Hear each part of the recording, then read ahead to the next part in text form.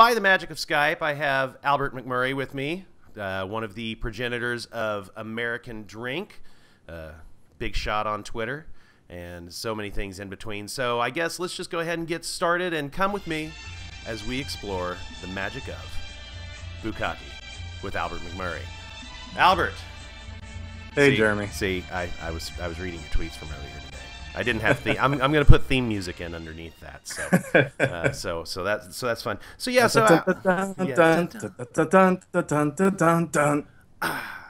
it's like a Mutual of Omaha thing. Mutual of Omaha's Wild Kingdom is presented by Mutual of Omaha, the people who pay. So American Drink, you know, this is a Tumblr page that you guys. Well, first off, who all is doing this with you? It seems like it's expanding. Oh yeah, there are five regulars. Myself, Kim Lissagore, JT Dobbs, James Thorberg, and John Moltz. And then the idea behind the other people is, well, you know, when you're out drinking, you usually tell stories. So the idea was to get just stories from various people. So we have Katie Spence, your new favorite, submitting photographs from time to time. Let's see. Trying to think here. Jim Ray did a write-up on the Sazerac. We have a couple more people in the queue that I don't want to divulge just yet. But it's been fun. It's been a good time talking about booze and of course researching. The thing I like about the site is exactly, you know, what the idea of it is that it's the great stories. You know, you guys go through and you give the tips and the tricks on how to make grenadine, for example, or you know, different things like that. And I think those are great. But yeah, man, those stories, you know, some of those things are fantastic. I'm trying to remember. I think that it was actually Sloganeerist, one of his posts about the country club and the bartender. Yeah. Do you remember that one? Wasn't that great? Yeah. Dan. It was bartender Dan at the club, Dan. Yeah.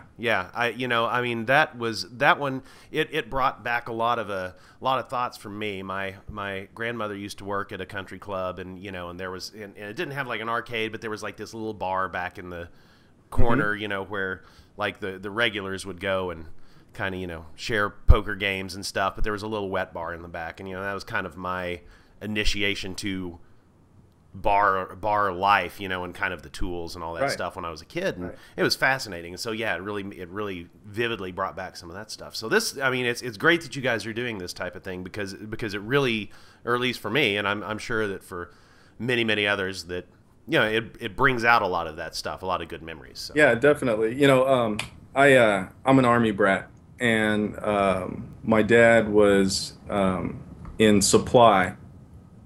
As a command sergeant major, and we lived overseas for most of my childhood.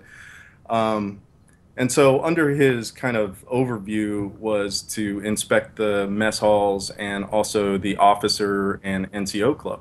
So a lot of times, you know, we'd go to do like this, you know, weird late lunch or brunch outside of regular business hours. And you know, the club would be empty, and we'd sit at a, you know, nice table. It'd be my mom and my dad, myself, sometimes my little brother, but he was way young then. And the bartender would, you know, bring me out a Shirley Temple, or let me come behind the bar and help him make a Shirley Temple, or, you know, my dad would have a Bloody Mary or something like that, and I just kind of, you know, help. But there was just something about the bar, you know. It was like a well, it's like a lab, an oak-appointed lab, you know. Yeah, it's the romance of it. It's more about the you know, the journey than the destination, for, you know, for the people that really enjoy drinks like that. So yeah, no, I think it's very cool, and so I'm glad that you guys are doing that. And you know, you say that you've been a little less regular. You've got a few things in the hopper. Are we gonna?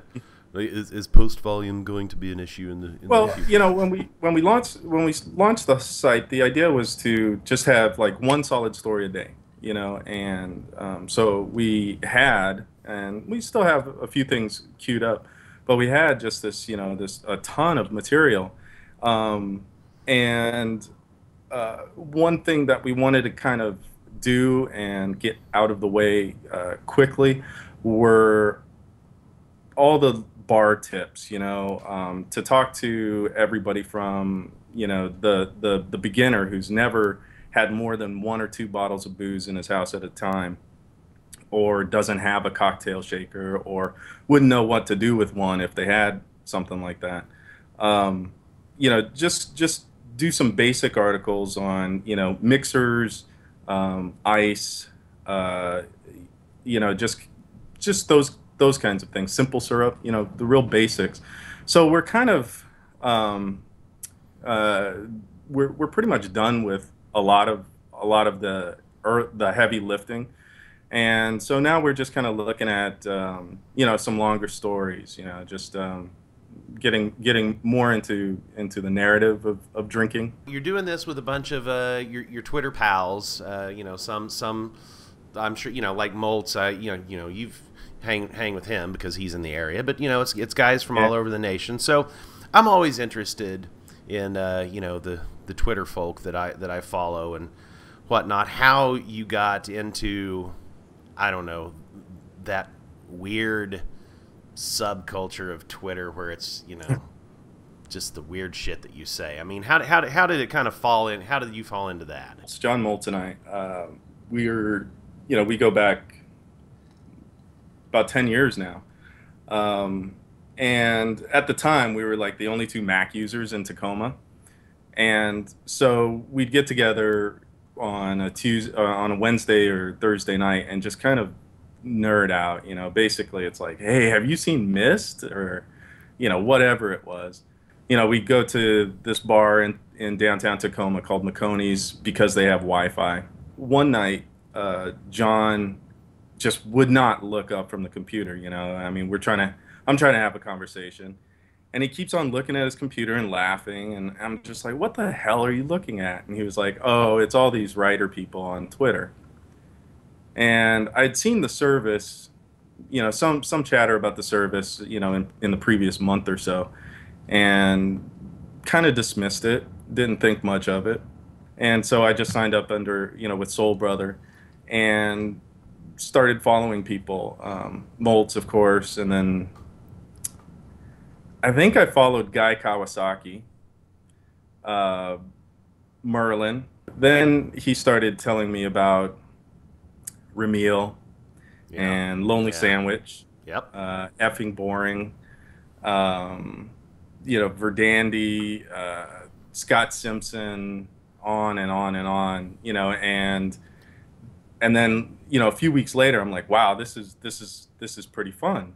I was traveling a ton at the time, and I'd be in these just terrible, terrible meetings, you know, where people are throwing away the douchebaggiest of terms without blinking an eye. And the early days of Twitter, I used to get everything via SMS. So it was great during some of these meetings to get a little buzz in your pocket and look down and see just, you know, some raunchy or incredibly funny or just perfect, you know, little toot from somebody like, you know, Merlin or Meowry or whoever it was. You know, it was just a good time. So it kind of put the soul back into my day, so to speak, you know. Yeah. So consequently, yeah, I unfollowed Guy Kawasaki right after yeah. that. I think Guy Kawasaki is everybody's second follow. You know, aside from, like, you know, either the person that told them what Twitter was or, you know, or whatever like that. And then, yeah, about a month later, you're like, wow, that's a lot of tweets. And then that's awful. A couple years ago, he wrote some story for his blog, you know, always be tweeting or always be linking when you tweet. That turned into kind of the mantra and the method for social media experts after that.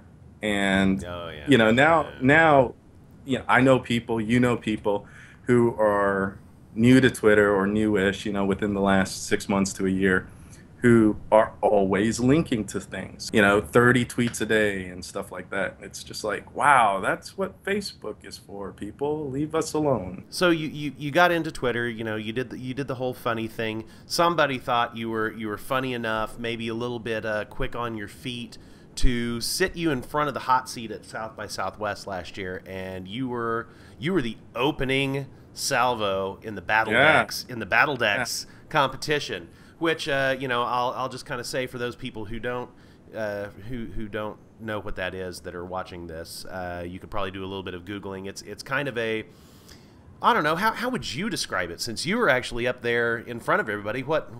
How do you describe it? Presentation improv. Yeah. Or keynote karaoke. Ooh, there you go. I mean, you got up there sight unseen. It was what? It was 20. Was it 20 slides? 10 slides? 10 slides. So. 10 slides. Right, it's 10 slides, 10 minutes, and you don't have a chance to see the slides ahead of time. Mike Montero and Erica Hall, Mule Design, they've done this now. I think it's 4 years now. I think 3. 3 years. Yeah. Mike, he sent me a message and said, "Hey, Battle Decks, are you in?" I said, "I'm not sure. I got a new job." And then 3 weeks later, he was like, "I need to know right away. Are you in?" And I was like, "Yeah, sure. Why not? Take a risk. I got nothing to lose but my dignity." And I had it in my mind that this was going to be something like Happy Cog's karaoke party, where you're in a bar with just a number of your friends, max capacity 200, 300 people maybe. And, I'd have a few drinks in me and just be kind of, be able to loosen up a bit and just roll in, watch a couple presentations and then roll in, do my thing, and then I'm out. I saw Mike in San Francisco at one of those, at that meetup in San Francisco. I don't know San Francisco Tweet Up. John Moltz is going to rub it in that I said the word tweet up. I was like, wow, what'd you get me into? This is going to be fun. And he was like, hey, the only preparation tip I can give you is don't prepare anything. And so unlike most people who hear what Mike says and then don't actually listen to what Mike says, I actually listened to what Mike said, and I didn't do anything. And not that anybody prepared or anything. I mean, how do you prepare for 10 slides you've never seen before? When I went out there, they call my name, and I go out there, and I remember waving to the crowd, and something in my head said, "Don't raise your other hand," and I totally raised my other hand. I was doing the Nixon going out. Hey, check it out. See? Humid. Oh, yeah. Nice. I walked out doing this stuff, and after that point, and then I was like full of self-hate because it was like, oh, I told you not to do that, and you did it anyway. And then the first slide that pops up is supposed to give you the theme. And there's a picture of John Gruber, and it says happiness underneath. And John's, looking like John Gruber. And it just kind of threw me because, I know John. I like John. And, I know his reputation too. But I honestly don't have much negative to say on him. And I don't know him well enough. I know him, but I don't know him well enough to just start pounding on him, because that would be rude, right? Yeah, sure. Yeah, why not? Yeah, I should have just gone for it. I should have just throttled his ass. I think that would have opened it up a little bit. Yeah. But yeah, nerves. I mean, think about it, Jeremy. I'm in a room full of people whose products I like and respect, or that I've trashed on Twitter. So it's kind of rough being up there, just in front of everybody. Like, hi, I'm Albert. That said, it was like one of the most awful experiences, but it was also great because, it's and not to sound all cheesy and new agey, but it's not that often you get an opportunity to get out of your safe zone and do what you're comfortable doing. um, uh, and take just kind of take a risk um, in a somewhat safe environment. You know. Yeah, without a safe I'm doing word. this a lot. Yeah, no, that's and right. I'm trying to make sure that I frame it too. Oh, it looks great. It's fantastic. Man, I would love to do it myself. After watching everybody, I was like, man, that was a lot of fun. And so, you know, I think it would be pretty cool. And I got to say that you know, I did the Happy Cog karaoke thing on Saturday, and I can guarantee you that it is probably not anywhere close to the same thing. You know, because A, I got to, you know, have a bunch of free drinks and scotch and things like that before I got on stage and sang Lisa Loeb with the best falsetto that I could possibly muster.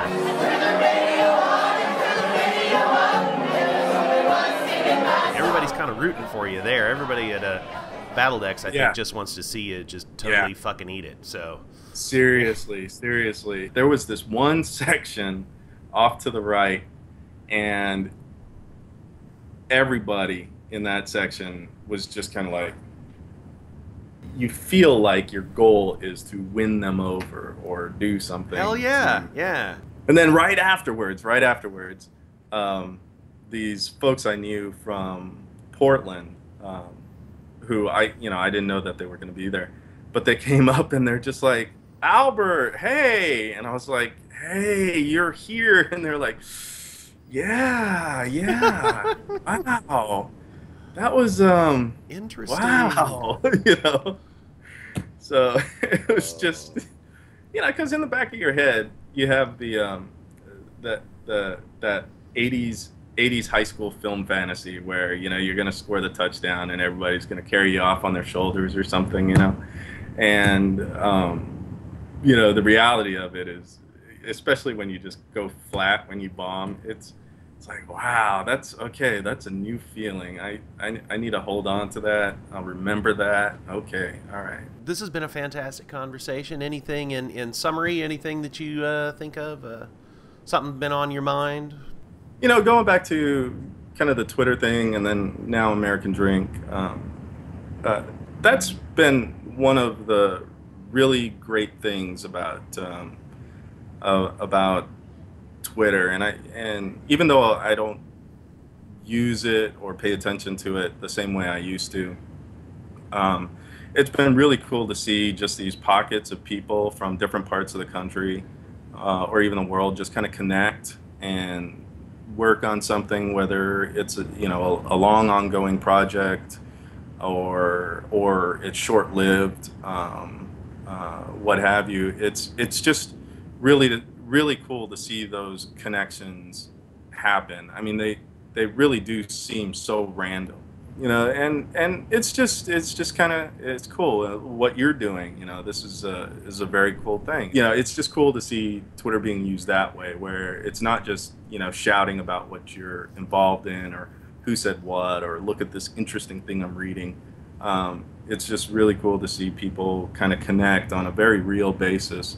And do things behind the scene and pop out, you know, some new thing. You know, you look at a company like Rogue Amoeba, you know, where Krista Mergen and Dan Wyman, you know, are employees there, partially because they were on the Twitter and, you know, friends of friends or associations with other folks, and it kind of makes the world a little smaller. It's a great, like, people filter, you know, a filter made out of humans that you self-select, you know. I just think it's I think it was and is and will continue to be something like it that'll you know, get people doing cool stuff all over the internet again. Truer words have never been spoken, I think. So I think we can leave it at that. That was really good. Yeah. And we're back to Bukkake. Full circle. Yes. This has been fantastic. This has been Albert McMurry, everybody. Or say bye, Albert. Bye, Albert.